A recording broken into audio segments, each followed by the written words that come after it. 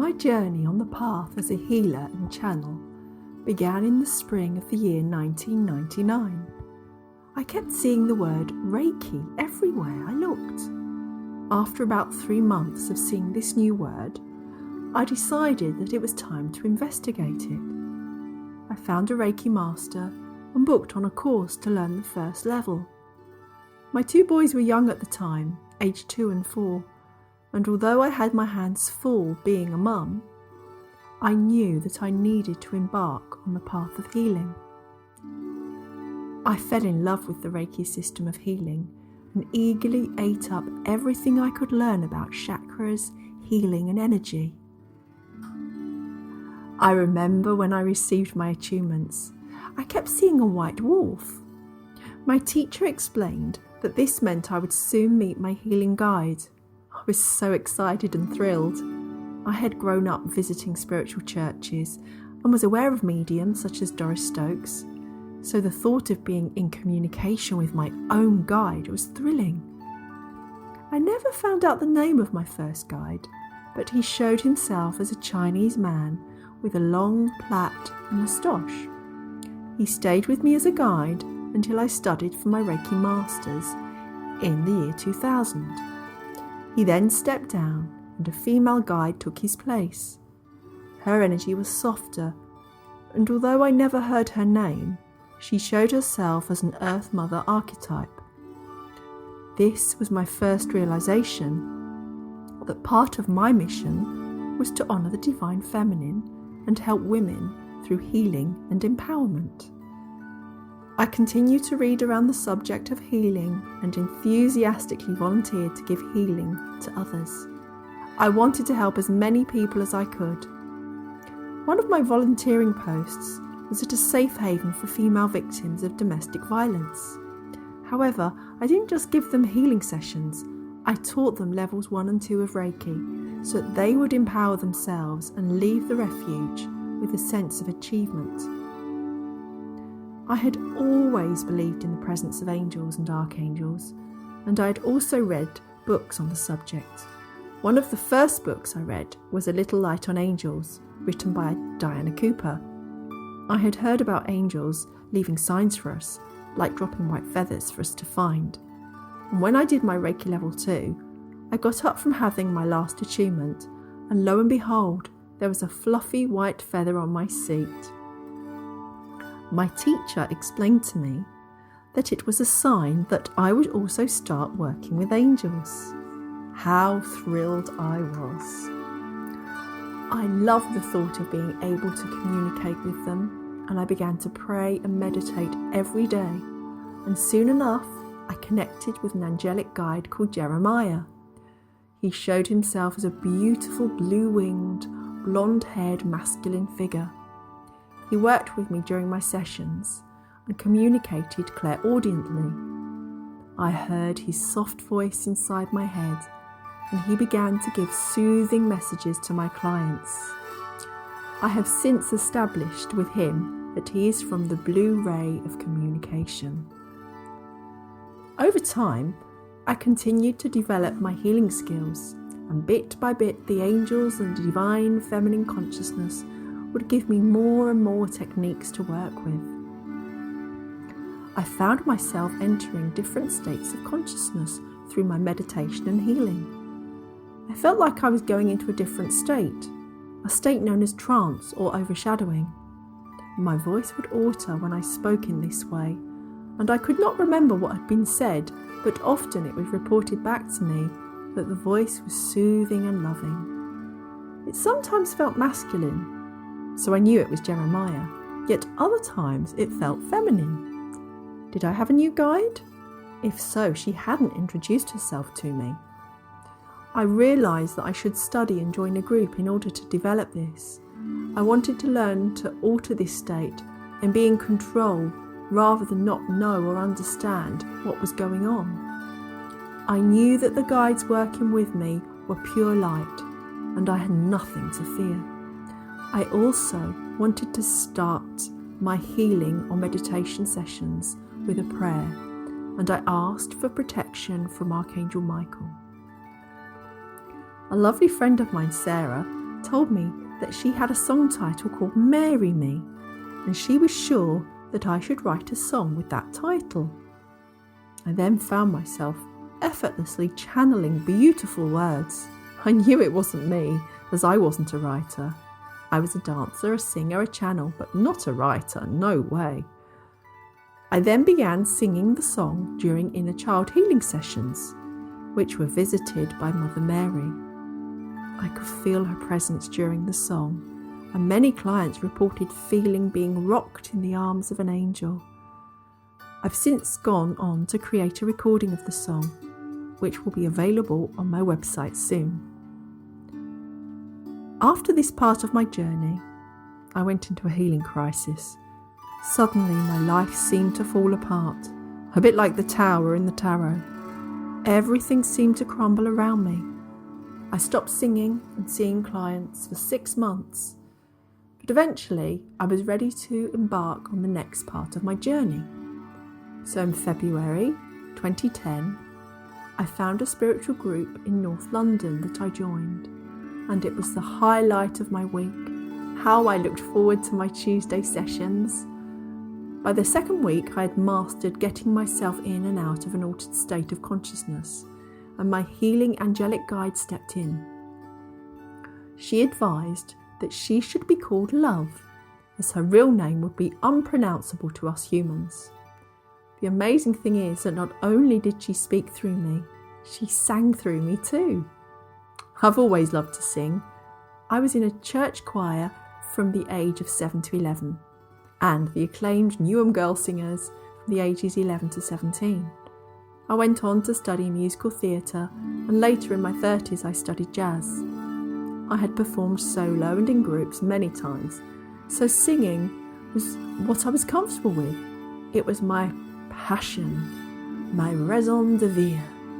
I was always happy when I was singing, and Love knew this. She knew it was part of my healing journey, and that it was my purpose.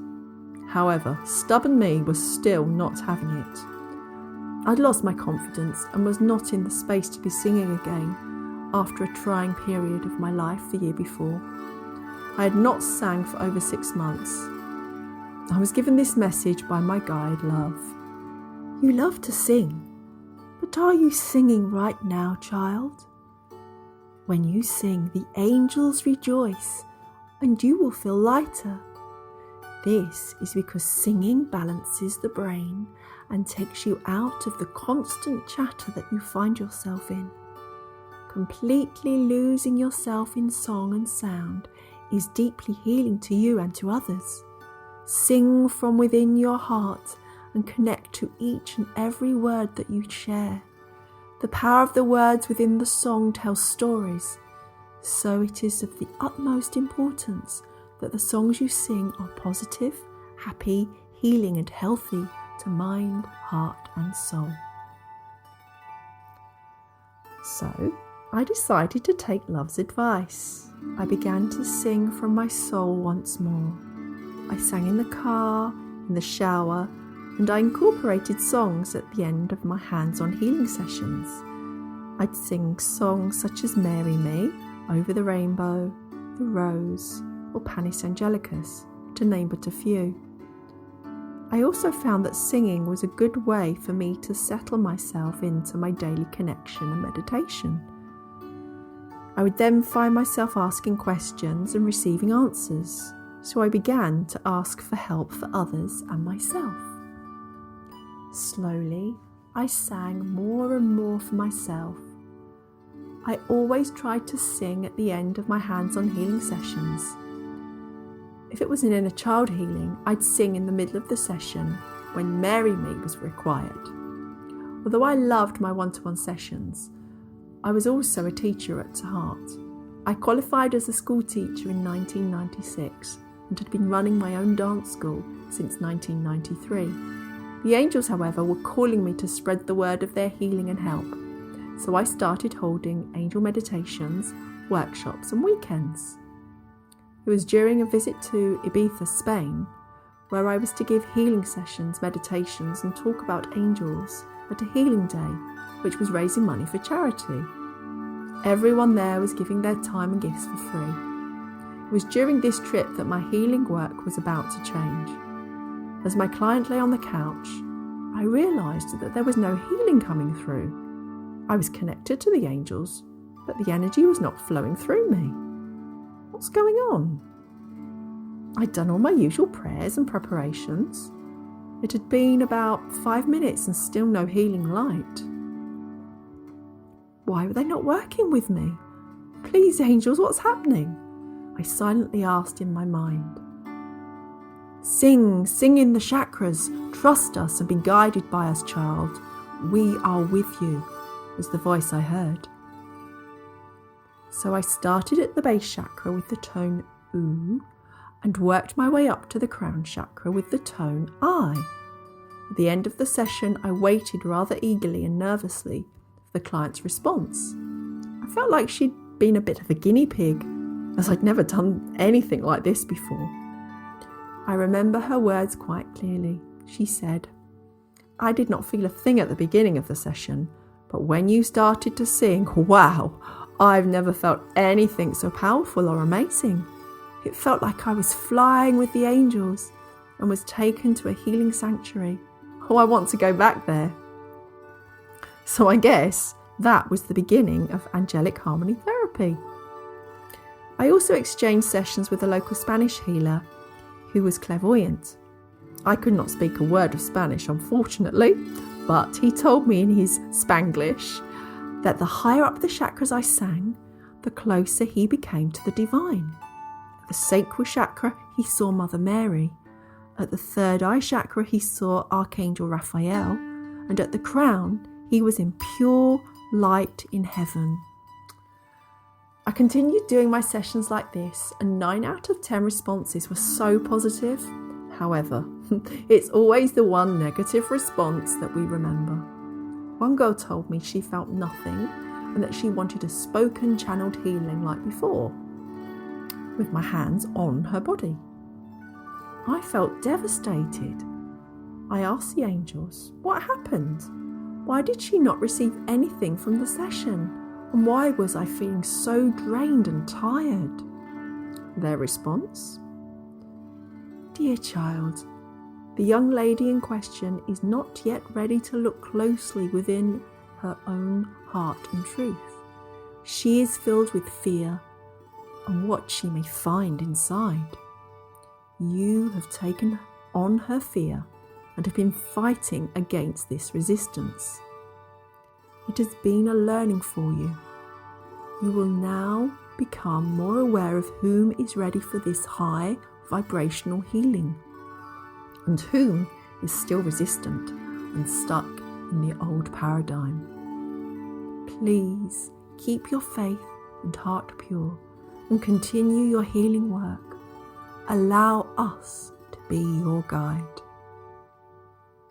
So I did as they asked and continued my healing work with a combination of all the techniques they had shared with me. My next learning was to be in Denmark at a friend's healing centre where I was to be running an angel weekend. Before the start of the weekend course, I attended a trance group. It was here I was taken very deeply into an altered state and began to tone in a way I'd never done before. It sounded like a singing bowl with overtones and undertones. The people in the room said it really resonated with them, and my angels had shared that the sound was now in my being and that I would be able to reproduce it during my sessions and one day teach others to do the same. So I held some one-to-one sessions with the lovely Danish group and had some amazing feedback. One healer named Inger, who later became a good friend, told me that she could feel the sound going into her cells and DNA, healing at a blueprint level. I was incredibly encouraged and excited. So once more, I put the angels' teachings into practice and continued to share healing sessions. I also loved to receive healing from others, and one of them was a gifted healer by the name of Una. One day, when I was due to see her, I reminded my son about receiving and manifestation and how it was our intention and vibration that drew things towards us. I told him that I would prove it, so I politely asked the angels for a gift. Dear angels, please may I receive a helpful healing gift from you today. I believed, and I received. That afternoon, Una gave me a book by Diana Cooper about angels and ascension. Inside the front cover, Diana had written my name and a message. Thank you, angels. Thank you, Diana. I am truly blessed and eternally grateful. Diana Cooper's book then helped me to further formulate Angelic Harmony Therapy. However, I was drawn to connect Mother Mary to the sacral chakra rather than Archangel Gabriel as Diana does. So I attended festivals and began to share Angelic Harmony Therapy as a group healing. But I still had not written my manual. It was a project waiting to happen. Later on, it certainly did. I wrote the majority of the manual in my healing sanctuary in my garden. Now, without saying too much about my personal life and how I got there, it is with gratitude in my heart that the next important link for me was with a gifted young healer named Maggie in St. John's, Canada. We met through Amanda, a lovely lady whom organised a charity angel afternoon for me to share group Angelic Harmony Therapy. Maggie was a healer herself and had been feeling guided to sing during sessions, similar to how I had been guided. She was eager to learn more about my work. We became friends and began working together. I shared what I knew about the angels, toning, etc., and she helped me with the manual as well as with some of the musical backing tracks for toning. Maggie has been sent from the angels to help me with the practical things like websites, social media and graphics. She has also been chosen by the angels to be the first practitioner, other than myself, and also the first Angelic Harmony Therapy teacher in Canada. And now the story continues with you as you learn to connect to the angels and use your voice for healing and harmony. Let's see how far Angelic Harmony's wings can spread. I hope from the deepest depths of my heart that you have enjoyed my story. All my love, Georgie.